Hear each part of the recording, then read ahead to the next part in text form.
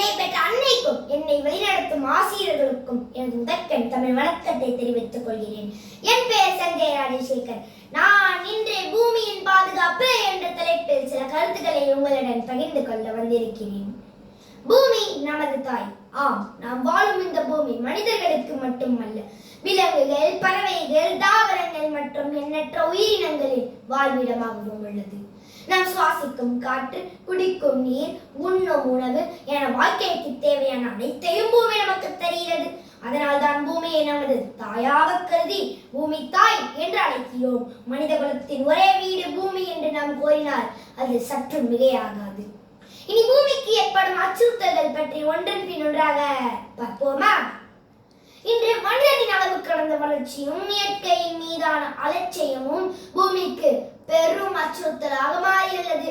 காடுகள் அழிக்கப்படுகின்றன, மரங்கள் வெட்டப்படுகின்றன, ஆறுகள், ஏரிகள் மற்றும் கடல்கள் கழிவுகளால் மாசடைந்து வருகின்றன. குறிப்பாக நெகிழி பயன்பாடு நாளுக்கு நாள் அதிகரித்து சுற்றுச்சூழலுக்கு பெரும் பாதிப்பை ஏற்படுத்தியது. இனி மாசுபாடுகளினால் ஏற்படும் விளைவுகள் பற்றி பார்ப்போமா? இன்று நாம் அனுபவித்து வரும் புவி வெப்பமடைதல், தண்ணீர் பற்றாக்குறை, மழையின்மை ஆகிய அனைத்திற்கும் காரணம் நாம் பூமி தாயின் மீது தொடுத்து வரும் தாக்குதல் தான் என்றால் அது சற்று மேலல்ல. சில இடங்களில் எதிர்பாராத வெள்ளப்பெருக்குகள் ஏற்படுகிறது, பனிப்பாறைகள் உருகுகின்றன, கடல் மட்டம் உயர்கிறது, பல உயிரினங்கள் அழிந்து வருகின்றன. இவை அனைத்தும் பூமி நமக்கு விடுக்கும் எச்சரிக்கை மணியாகும். இனி இயற்கையை பாதுகாக்க வேண்டியதன் அவசியம் பற்றி பார்ப்போமா? இயற்கை நமக்கு சொந்தமல்ல, அது வருங்கால சந்ததியிடமிருந்து நாம் கடன் வாங்கியது.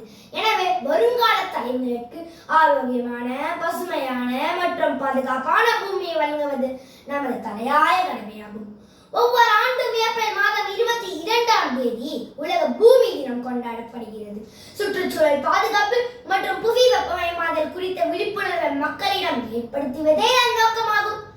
அகழ்வாரை தாங்கும் நிலம் போல தம்மை இகழ்வார் பழுத்தல் தலை என்ற திருக்குறளில் தன்னை வெட்டி சாய்ப்போரையும் தாங்குகின்ற பேராற்றல் பூமி தாய்க்கு மட்டுமே உண்டு என்று வள்ளுவர் கூறுகிறார். இறுதியாக என் முடிவுரை, பூமியை பாதுகாப்பது ஒரு நாள் செய்யும் செயல் அல்ல, அது ஒவ்வொரு நாளும் கடைபிடிக்க வேண்டிய பொறுப்பாகும்.